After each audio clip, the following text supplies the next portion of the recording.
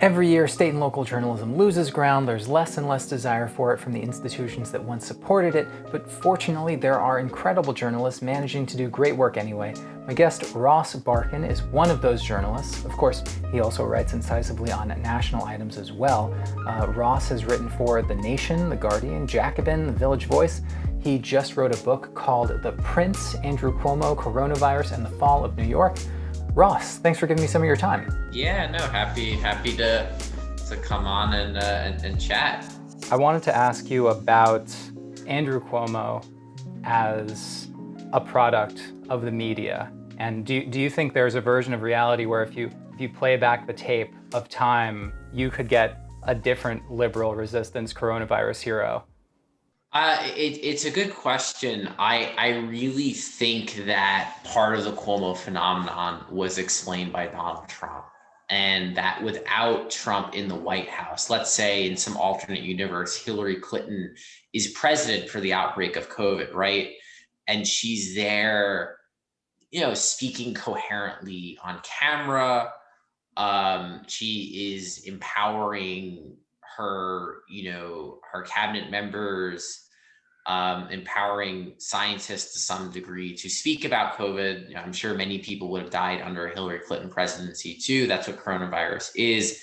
We can't say the COVID deaths would have been zero. But I really think you had this phenomenon where people were very scared.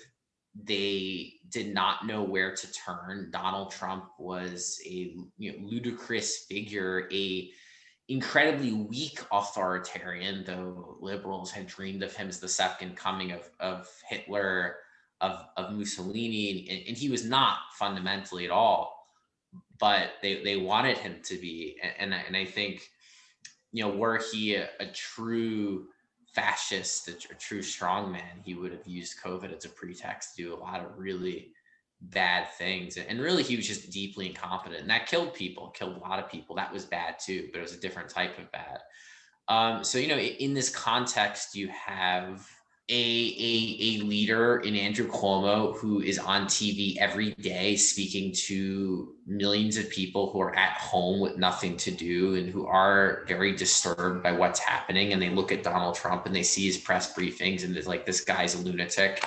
And there's Cuomo in his suit and his tie, looking tough, looking in command, in control, using his macho gravitas as a weapon here, and spitting facts in a PowerPoint, and people found this alluring. And I don't blame regular people. I really blame the media. Ordinary people are going to feel how they feel in time of crisis, and they're going to turn to whatever leadership they can find. But the entire, for lack of a better word, mainstream media did not have to make Cuomo into this mythic figure who is saving New York from COVID, because it was incredibly untrue. And as we've seen as time has gone on, his entire response to the pandemic has been revealed to have been deeply incompetent from top to bottom, and the numbers don't lie, and that New York has the second worst death toll, the second worst death rate in America, and those numbers haven't changed. And most of that carnage came in the first few months of last year. So a different type of response could have headed off at least some of that suffering, and maybe produced an outcome like what we saw in Washington State, where Jay Inslee empowered his healthcare, executives, his professionals to have a fairly rational, science-based response to COVID. It was not perfect, but a lot less people died. And Cuomo did not do any of those things. He failed fundamentally. And the myth was propped up for a long time by cable TV, by a lot of prestige media outlets. Now they report on him a lot more honestly and critically, but that was missing last March and April.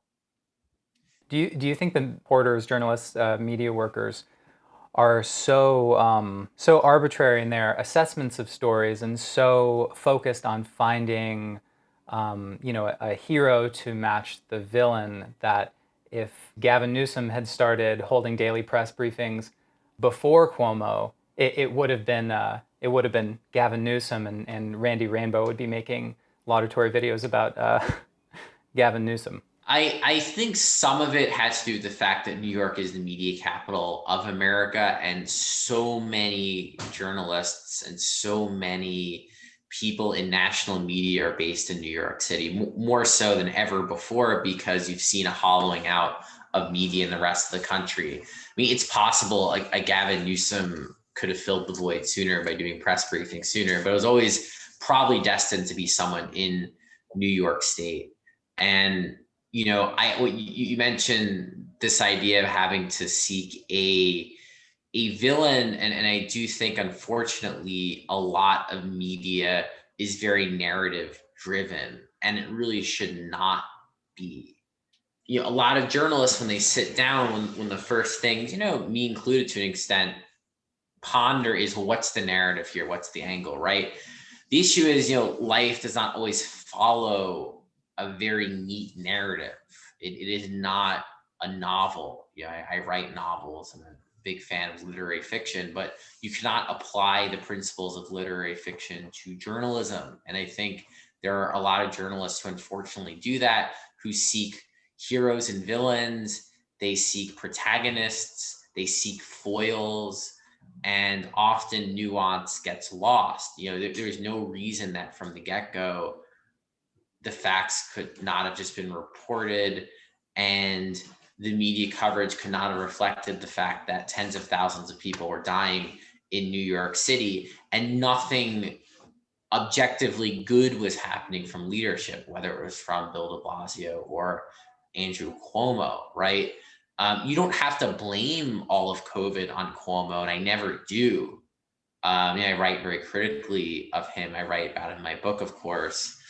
And I do think his inaction led to death. I think it can be argued too, his management of nursing homes probably led to excess death.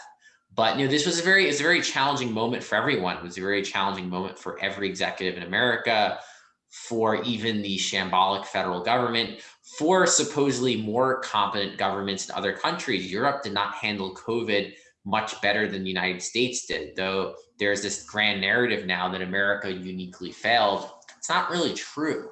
And you can see really as the smoke clears that America was more in the middle of the pack globally. We were not a leader. We were not the worst failure out there, especially when you look at stats like deaths, death rate, deaths per capita. That's what you have to look at. You have to adjust for population. You can't just look at death toll. So I'm very cognizant of all that. I never blamed Cuomo for everything. It would be silly to do that, but I don't praise him because there was nothing praiseworthy about the response. 50,000+ people are dead.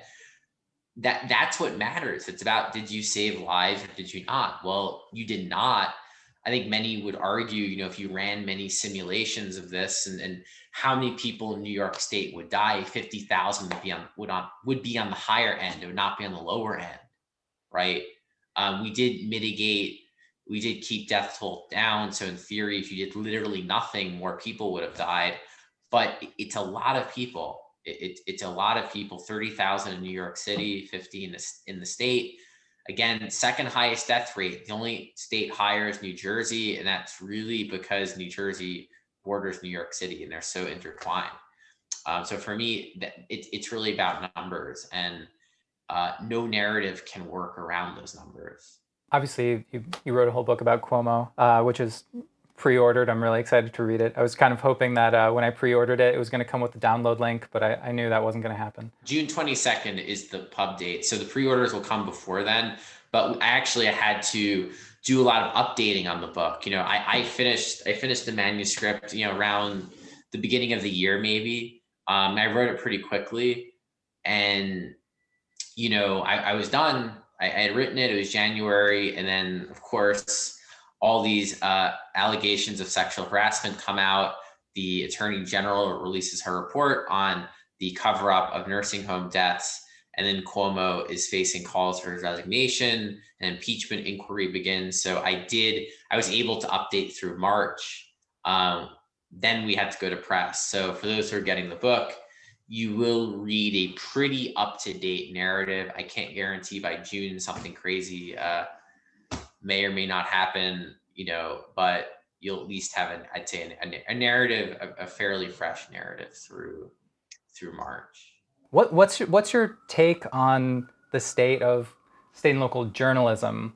Why do you think there's not more people going into it, desiring to go into it? Why do you seem to be unique in this? That you still devote yourself a lot to this when you could probably just talk about whatever is going on Twitter every day and probably have a wider readership.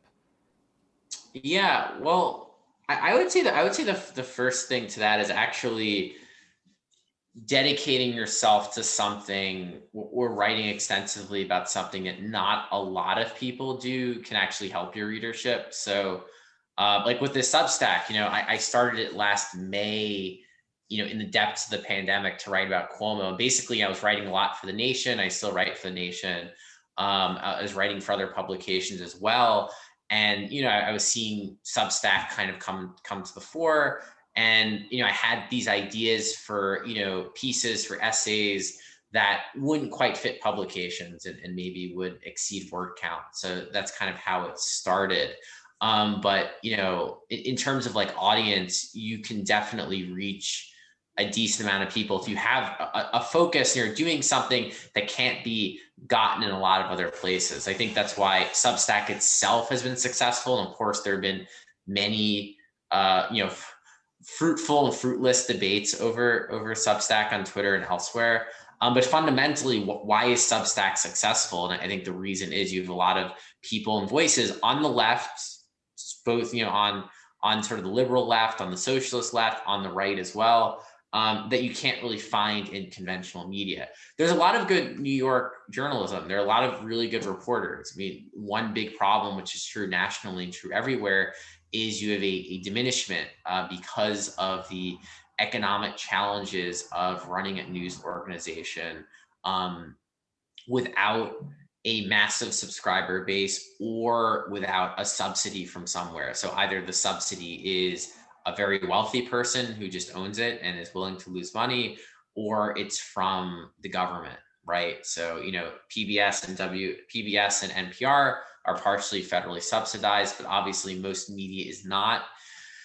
So, this is an old story. I'm sure it, people know it, but, the collapse of print media is still being felt because this advertising model, which is now long dead, in print at least, there is a web advertising model. This really allowed the industry to have stability for a long time.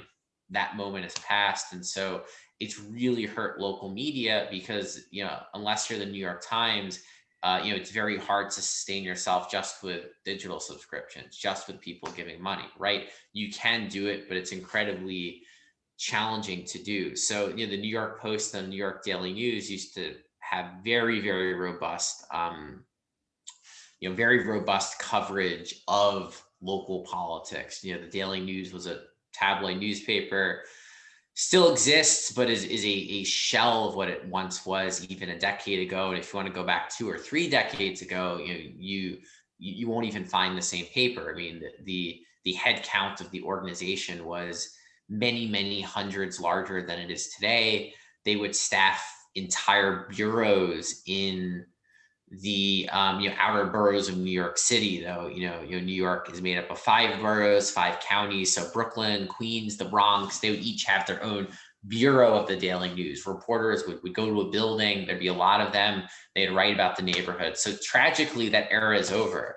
And there's just not nearly as much local coverage as there used to be. The New York Times has the money to do it, does not have the interest in it. They still have local reporters. They're very good. But they would admit privately too that the extent that the New York Times covers New York City is nothing like it used to do, 10, 20, 30 years ago, where it had its standalone metro section. It had many reporters writing on the intricacies of politics and policy. So you have a very diminished environment. So the hunger for local news has not abated at all. People are interested in it. I get many questions about it. I get many engagements online with it. People want to know about what's going on for mayor, what's going on for city council, but there just isn't a lot out there compared to what there used to be. There still is. There's still some very good publications that are doing excellent work, but there is a vacuum there. So I do think, as far as I know, I'm doing the only Substack that even writes about New York politics and policy at all, right? And I've written about a lot of things on my Substack. I write a lot about national left politics. I've written about DSA a lot, about Bernie, about Trump during the election. But I always, come back, and it's where I also think I can offer a service too. I mean, there's so much repetition on the national scene. I mean, anytime any story happens, there are 30 versions of the same thing written all the time. And for me, that's not interesting. It's not what I want to do. There are a lot of national reporters, who quite frankly aren't having any impact at all. Some do, right? I think the big publications on the national scene have an impact. We know who they are, but you have a lot of these like digital publications that are chasing clicks on the national scene, and they just they don't matter that much. Like, I hate to say it, but they could have so much more impact writing about something else. Like, you don't need to be the 15th person with a take on something Joe Biden did or said, unless it's like a very unique take, or unless you've uncovered something that other people have not uncovered, right? During the Trump era, we could all get away with this because there was such a bounty of interest and web traffic and money too, right? But now the Joe Biden era, it is a return to normalcy in the sense that you don't have that, crack cocaine of Trump being like, put into the system every day. You're not revved up by it anymore. It doesn't exist. So you have to report and write in a normal news environment. And a normal environment means people aren't refreshing their phones every 15 minutes to find out what's going on. They have lives, they care about other things. So it really ups the ante to produce work that has an impact and that matters. And so that's what I try to do that. Not always successful, but I do try. It's really funny, and it's exhausting seeing take after take that's based on someone's take of a Washington Post piece. And I, on my channel, I do videos where I will watch. Did one video where I watched a full day of CNN reporting, and the thing that always never stops surprising me is they do devote so much time to stories, but it's the same intro paragraph, the same, pundit giving a 30-second soundbite over and over again. So they might talk about X story for 12 hours over 3 days, but you're really only getting like a 500-word essay. No, I actually watch very little cable. I don't have a TV, so like I actually watch very little cable television, and so I wonder if like that's why I'm less brain poisoned than other people, and that the takes aren't just injected into me every day. So I kind of have maybe like a more, I don't know, normie perspective, in that I'm poisoned by Twitter. Twitter takes will poison you, but the TV takes don't really get to me as much. So I think it's good to watch cable TV just to see like what is it like a swath of America is seeing every day. I think it's from a sociological perspective, it has value. It doesn't have so much value if you want to like actually understand the world, but it's good to see, okay, this is what these large companies are doing every day, and this is what they're showing people. Right. No, and from a sociological perspective, MSNBC can be interesting. Yeah, I don't know what they talk about these days. I mean, I don't know. Without Trump, I don't like what is there for them. I know what I would talk about, but their whole model is just built on like Trump angst. So it's a tough sledding out there. For all the cable TV, Fox, obviously, Fox they can always be a resistance network, resistance to the Dems. So I think even they're struggling a little bit. And then CNN and MSNBC were so hitched to this resistance brand. And now I think they're just hoping like Trump comes back or there's like a new Trump, right? Like, is Ron DeSantis the new Trump? Is it going to be Marjorie Taylor Greene auditioned for it? I don't think she passed the test, but maybe DeSantis, Kristi Noem, Elise Stefanik. I think they're auditioning her now because she's thrown out, resistance hero Liz Cheney. So maybe she can be the new villain. Probably not though. She's not Trump. So it's hard. I don't know. I like the idea of horrible right wingers literally handing in applications to be the villains. Like, you can imagine Ben Shapiro sending a letter to CNN applying for the job. And it's very symbiotic, right? Because if you're in politics, for example, these politicians just fundraise off each other all day. I mean, Ted Cruz can fundraise off AOC. AOC can fundraise off Ted Cruz. You have these eternal outrage cycles. But Biden definitely short circuits them. And I think there is one kind of one real asset to Biden is that he's just so irrelevant to everyday life, just in people's psyches, that he's very hard to attack for the GOP. Like, I think in that he's just like such like a kind of a low energy, to borrow a Trump phrase, like a low energy presence. It makes him difficult to savage, regularly. Obviously, he's not a black president, so you can't use, any racist or, dog whistle attacks either. He's this old sleepy white man. And in a way, it allows him to do some like covert, like pretty progressive stuff. Not on foreign policy at all. His foreign policy is pretty retrograde, but domestically, he's better than Obama.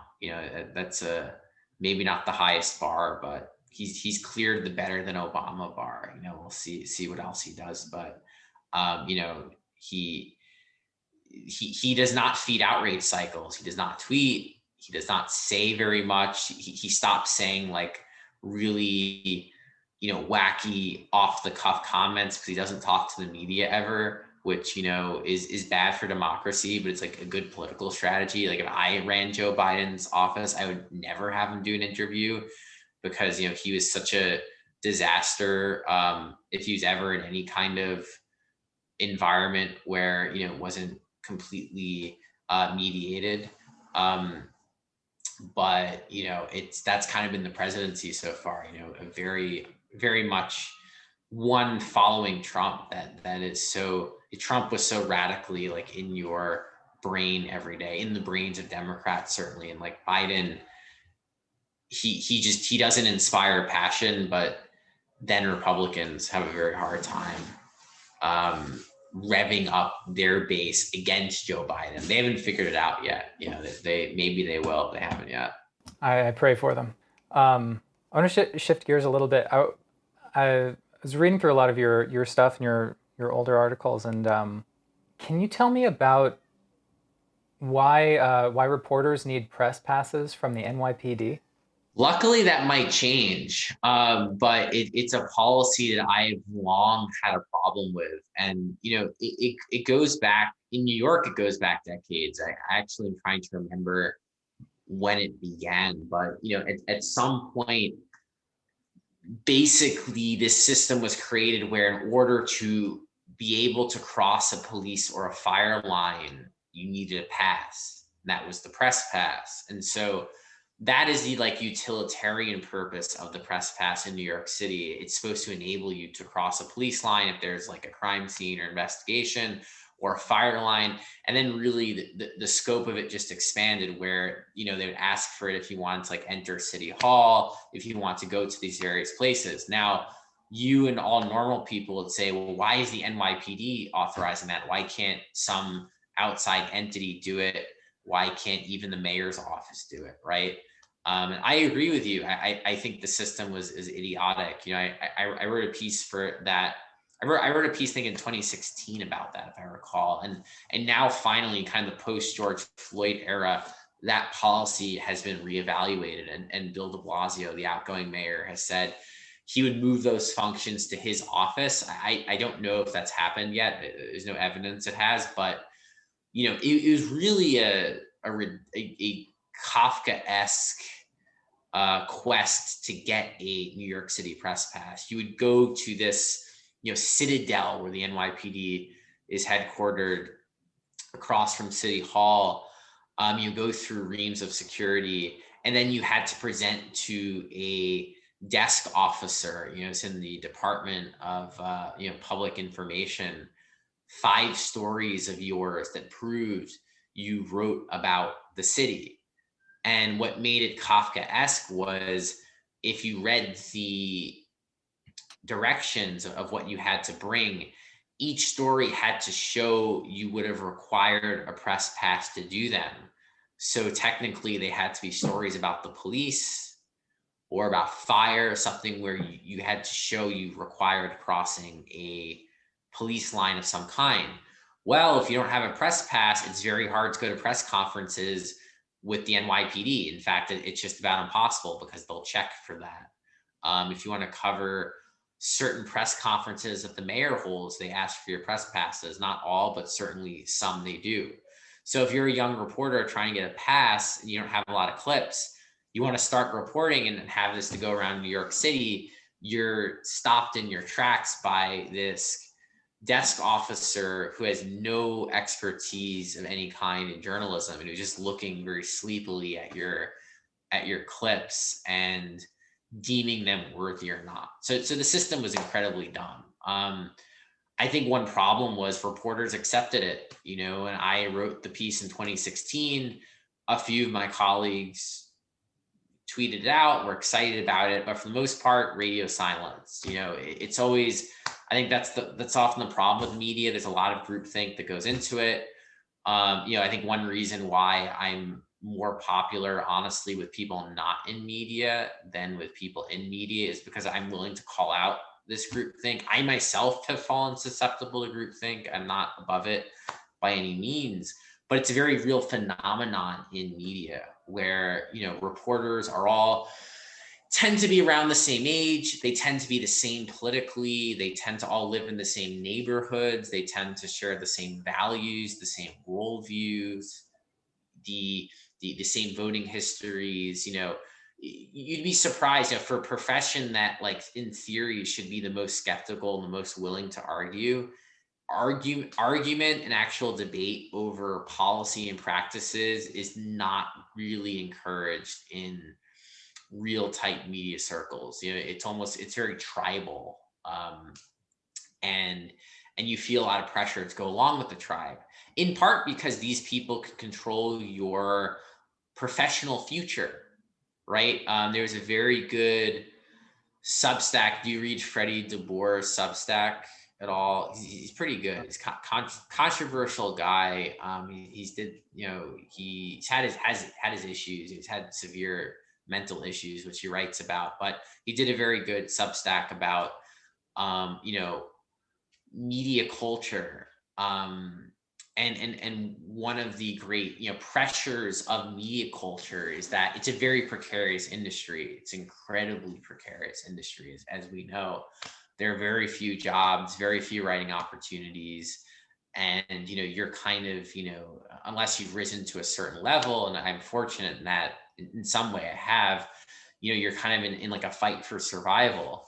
And in order to survive, you can't be blacklisted by editors. You can't be blacklisted by other reporters. You can't be shunned by them. You kind of have to be their friend. Either you have to be their friend in person, or you have to be their friend on Twitter. You have to be their ally on Twitter. You have to share all the right jokes. You have to attack the right targets, right? Why are people every day who you know, who probably have like a lot of other things to think about, why do they always tweet about Glenn Greenwald, right? Like I've had my differences with Glenn. I think Glenn does a lot of great work. Sometimes his Substack's a little tedious to me, honestly, but I think he's also an important figure in journalism who must be reckoned with. But why every day you log on, there's something about Glenn, right? And is it because these people are so like deeply wrought about the idea of a man in Brazil producing journalism on Bolsonaro and then also fighting these culture wars on Substack? Like, are they really that upset by it? I mean, I'd say probably not. They're signaling to their friends they hold the right viewpoints. I think a lot of it comes down to that. Some of it, yes, they're earnestly disagreeing with the Glenn Greenwald take, saying like this is stupid and here's why. I myself have disagreed with like many Glenn Greenwald takes, but right, like why are they doing this? And I do think it is to virtue signal to their friends. And just to take it back to the NYPD point, I think unfortunately, it's one of those things you didn't really question, right? This like really bizarre policy. Well, that's the way it is, right? Well, that's how we got to do it. What's going to change it?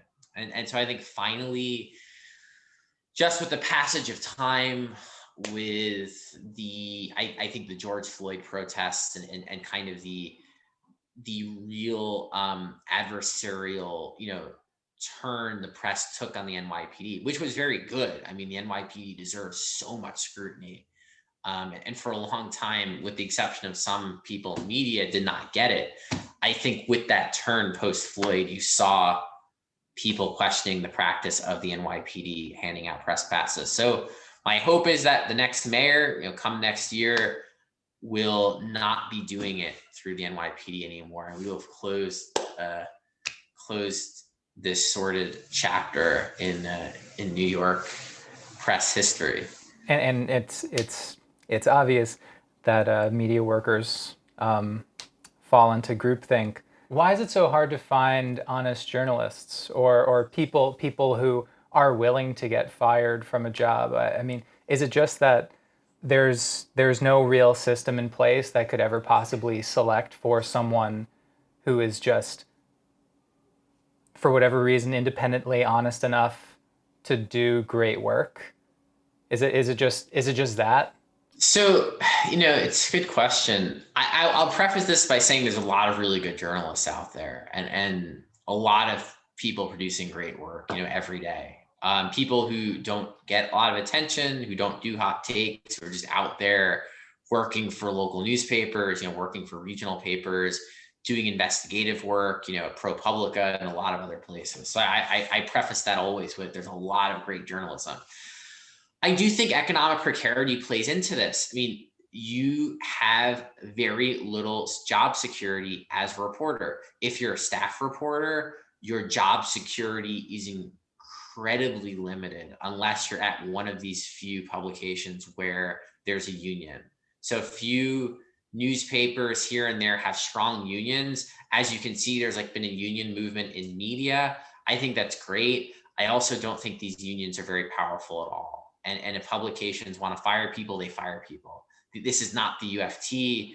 This is not the building workers union. It's not the hotel trade workers union. There's not due process.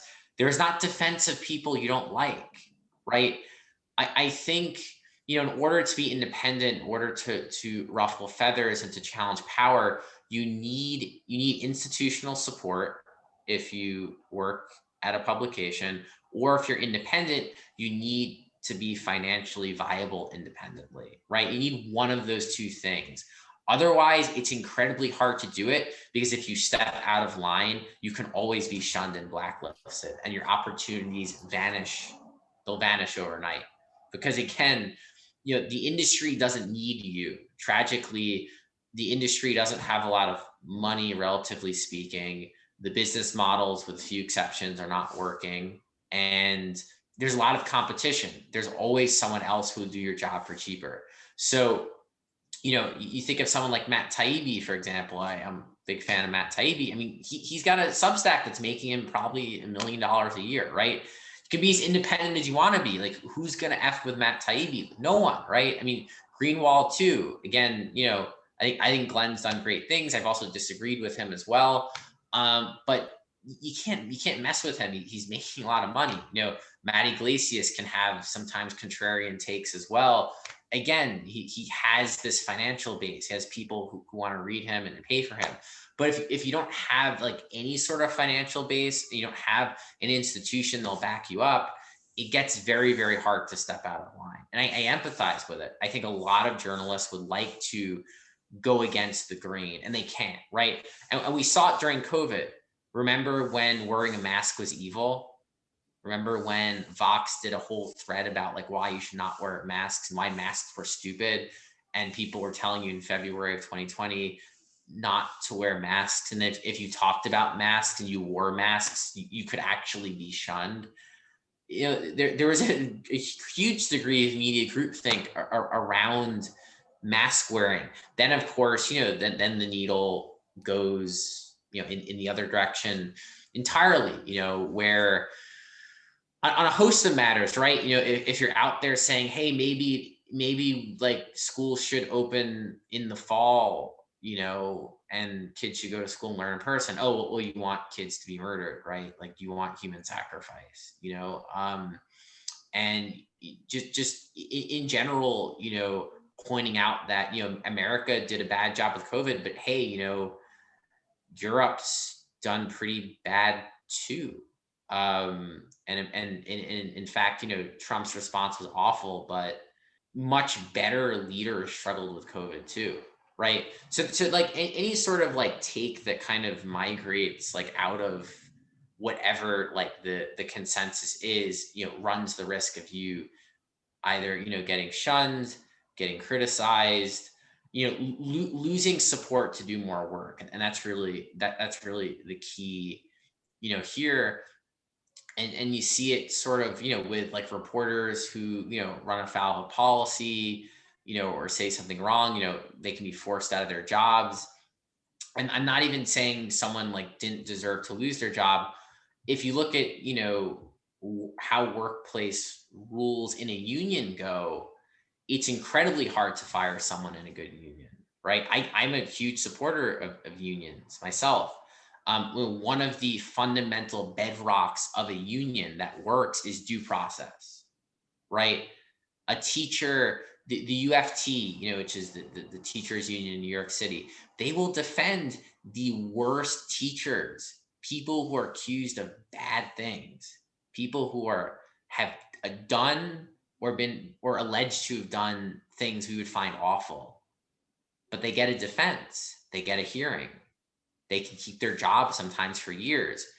Conservatives have always argued that's why unions should be weakened. You have to purge the bad apples, right?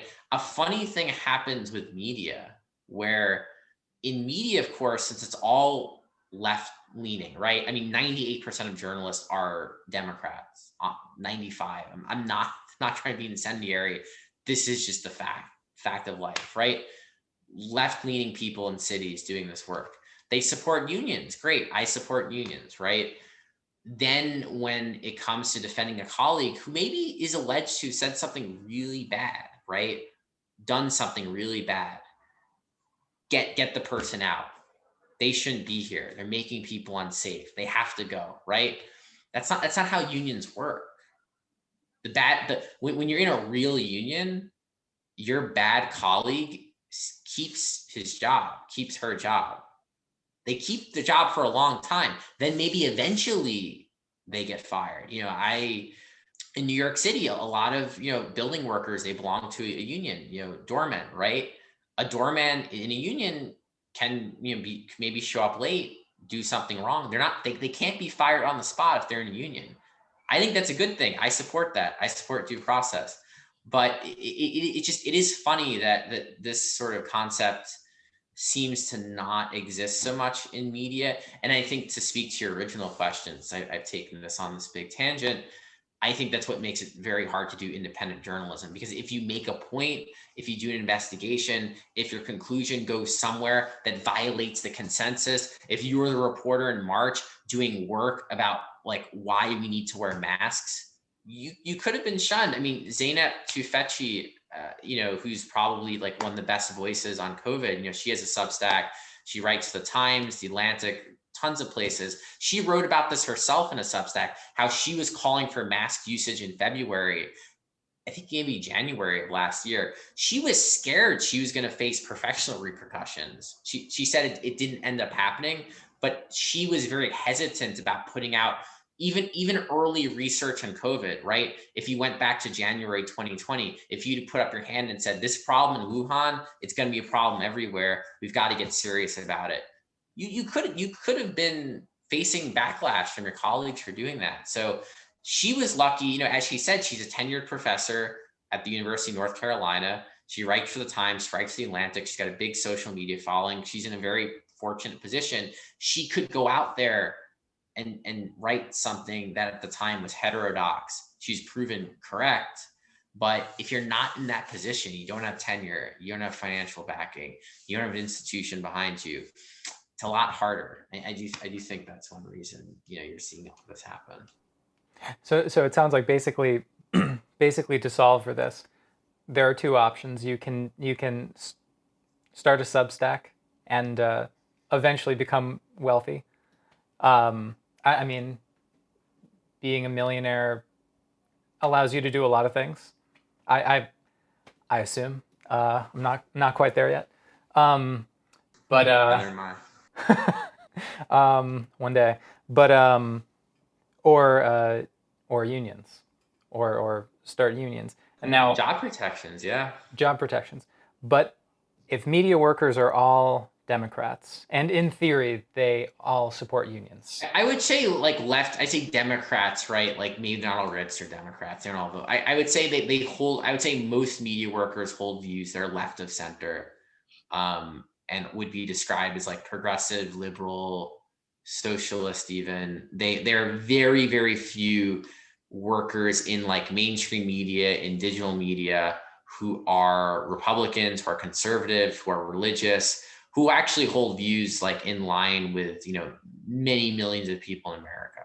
right? Oh, okay. So even that. I mean, they get to write the stories. Why is it only Jacobin talking about unionization Of media, um, of media, but in general? a lot of media organizations do have unions. They're just like they're just really weak. I mean, I don't want to use the term performative. That's probably a little mean, but they're not that far off from it. There's been a lot of organizing in media, and I think that's great, but I don't think these unions have a lot of power, and they're not like the unions that exist in other lines of work. So a lot of them do talk unionization and do it. The issue is, a place like Jacobin, I write for them, I have a column with them, while they're socialists, they come from like the left tradition of like a free exchange of ideas, and the acceptance of heterodox ideas, this classical liberal tradition, right? The liberal small d democratic tradition of, you don't censor and shun ideas, you allow ideas in the public square, and you debate them and you defeat them, and you trust people to come to the right conclusion. That idea is which was once, incredibly non-controversial in media circles, would now be considered controversial, fairly controversial.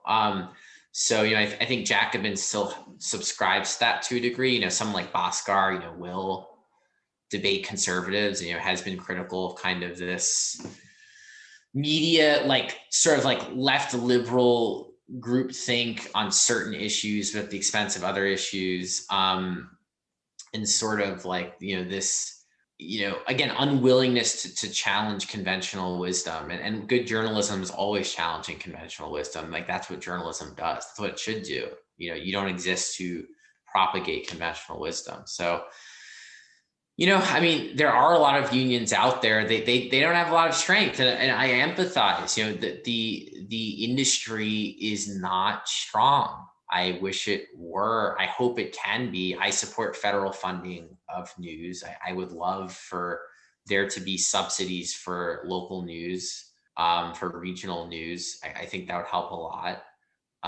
because you're not going to be able to do it through advertising, through subscriptions. But in the meantime, in this fragile industry, you don't have a lot of room to do anything that will upset an editor, that will upset a colleague, because that can be your meal ticket to another publication. You know, Twitter for a lot of people is performing for their editors, performing for their future editors, performing for people who may think of hiring them someday, right? You get into a Twitter fight with someone at another publication, and then you're out of a job 2 months later. Oh, wow, that person's now a deputy editor at the publication you want to work for. They remember when you held like a bad opinion. You know, I think a lot of these people live in fear of like holding bad opinions. You know, I'm fortunate I'm in a place where I can afford some bad opinions. So I think most of my opinions are incredibly like non-controversial. I think most of my takes are not at all like out of any type of mainstream at all.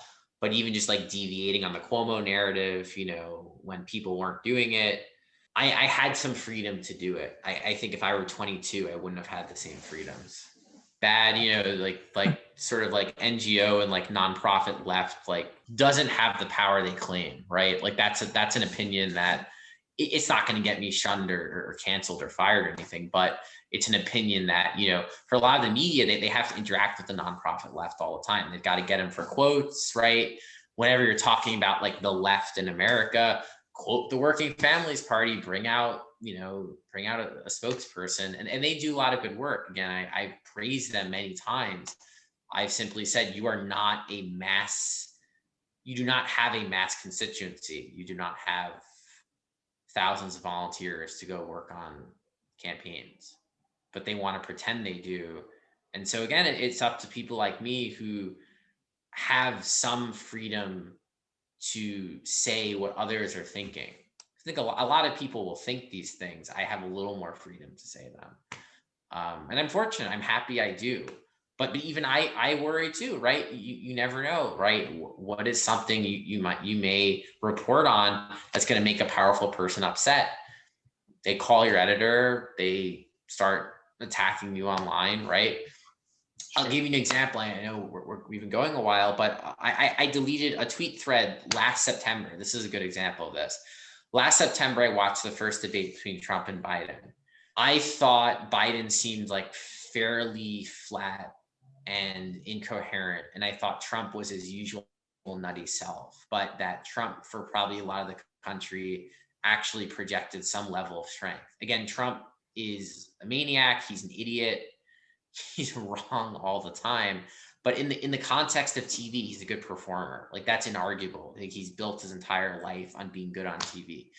So, you know, I did a tweet thread about why Trump appeals to the working class. And one of the things I said is, well, he doesn't talk like a politician. He has a way, a demeanor that is much more working class in style than other politicians. And I think you and I understand what that means, right? Just it's why he has popularity in the first place. Like because he'll say like, you know, just he's very casual in his speech. Like Trump does not do prepared remarks ever. He's Donald Trump, right? So I was trying to explain like just his appeal to kind of like I'm from Brooklyn, New York. I grew up in Brooklyn. You know, had definitely a very middle class childhood, but certainly had a lot of working class friends. You know, spent time in schoolyards, like playing a lot of sports and things like that. So you hear kind of like Trump like language, not from bad people, not from like evil people, but just like this language that can be very offensive in other contexts, but like in the context of a schoolyard, a handball game, a baseball game, you know, just kind of rough housing. It exists. Like people like insult each other, they make jokes for fun, whatever, right? So I was just kind of explaining like Trump's appeal. And then at the end, there was a poll from Telemundo. They did like a snap Twitter poll after the debate. And on the Telemundo poll, it showed Trump won the debate. Like Telemundo's viewers on Twitter, again, it's a Twitter poll, it's not like scientific, said Trump won the debate. So I noted that. I said, hey, and look, you know, Telemundo, they largest Spanish language network in America, they did a poll, right? And it showed that people thought Trump did well, right? It's not scientific, but it shows something. Like someone voted on this poll, and they weren't all like MAGA brain people seeking out a Telemundo poll. I doubt they cared enough. So, I do this Twitter thread, and then I go to teach that day. I teach at NYU, and I find I'm being like ratioed into the ground. Like people, reporters are attacking me, calling me stupid, saying like does this person, this person is the worst. Like this is deeply offensive. Like how could you? Reporters at big outlets like the New Yorker were like screen capping my tweets and just like blasting away at them. And it's like all day, just like people like furious. Like you are a bad person. Like what the heck is wrong with you? How could you? I out of fear, I ended up deleting these tweets because I feared for my employment. I feared for my having my gigs taken from me, many writing jobs. I feared losing my teaching gig, right? So this is even, this is a fear a lot of journalists operate under. Who can come and take my livelihood from me? These tweets were not going to take my livelihood away, but in that moment, I was very afraid of that, and I took the tweets down. I was vindicated on election day. Trump upped his share with Latinos by, whatever it was, 15, 20%, something enormously large. And I ended up doing a Substack about it after the fact. But, even pointing out like Trump could still do well on election day, like this was taboo. Like, don't you read the polls? He's down by 9 points nationally. I mean, it was like, well, he's still Donald Trump. Like, I don't think he'll win, but he can compete, and he got 47 million votes. Biden got 51. Difference of maybe 40 or 50,000 votes. Tragically, Trump would have won. So I don't know. It's a hard environment out there, and even for those who have some security like myself, it's still very challenging. Right. Because unless you really have enough security, you could lose half your subscriber base and still be fine. Then you're not immune, and I'm sure it's different from someone like Glenn Greenwald, who's he's trending every other day, and he's used to the Yeah, abuse. he can afford to, and like be in, like if I would tell Glenn, if he ever listens to me, say, Glenn, like, look, you do good work. Also, you don't have to be in a Twitter flame war every day, and you don't have to always do cultural stuff. Like, do NSA stuff, do other things too. But yeah, he can afford to be in a flame war. And then others, like Taibbi or Iglesias, that they can ruffle feathers, they'll be fine, right? If you don't have that level of financial backing, it gets progressively harder to do that. You've been really generous with your time, and I'll let you go. I have one last question for you. Who are you reading? Who are you listening to? Like podcast shows, YouTube channels, whatever that you like and that maybe people aren't as aware of, but you feel like they should be? Oof, that's an excellent question. I was just on Bad Faith Pod the other day. They're really good. I actually don't listen to a lot of podcasts. I don't have like, it doesn't, I don't have like a ton of time. I read a lot. I read fiction and nonfiction. Yeah, I'd say good nonfiction book I read pretty recently was a book. It's called New York, New York, New York by I think it's Thomas Dia. I think that's how you say it. It's Dyja. And just came out. It got a nice New York Times review, and it's about it's about New York City from like 1978 to 2013. The section on De Blasio is a little rushed and a little weak, but he does a really good job talking about the Koch, Bloomberg, and Dinkins years, and kind of like New York in transition into a city of like wealth and network. So I thought it was well done. In terms of fiction, I'd say like a few like novels, I've read recently. Martin Amis, I like him. I read Money. Money is very good. And then actually, I enjoyed the Netflix show, The Queen's Gambit. So I wanted to read the novel by Walter Tevis. I thought the novel was excellent. It exceeded my expectations. And if you're a fan of The Queen's Gambit, I encourage you to read the novel, because most of what you like about the show comes from the book. And you don't always see this. You'll see adaptations that paper over some what's in the book, or sort of take it in a different direction, or have elements that are of the mind of the director or the screenwriter. But really, I think what makes that show work is all in the novel, and it's very well paced, and the writing is very tight, very effective. you know, deceptively muscular, but also understated. So, you know, I liked the Queen's Gambit novel a lot. It's sort of a rare instance where novel and then show movie kind of align, and they're both good. Say the other instance of that was American Psycho. You know, movie's really good. I'm a huge fan of the novel as well, and the novel is far gorier and more terrifying, but also very funny. So that's the other example or think of where novels and in images and in movies align. So always books. Don't really have like a TV show right now. Don't have a podcast. I encourage you to listen to lots of podcasts. When I get more time, I'm in teaching mode right now. And I'm working on a lot of stuff in regards to the New York City mayoral race. So I just haven't had a lot of time to like sit and listen to stuff. Fair enough. Okay. Ross, thanks so much for your time. Good to see you. Thanks for having me. Absolutely.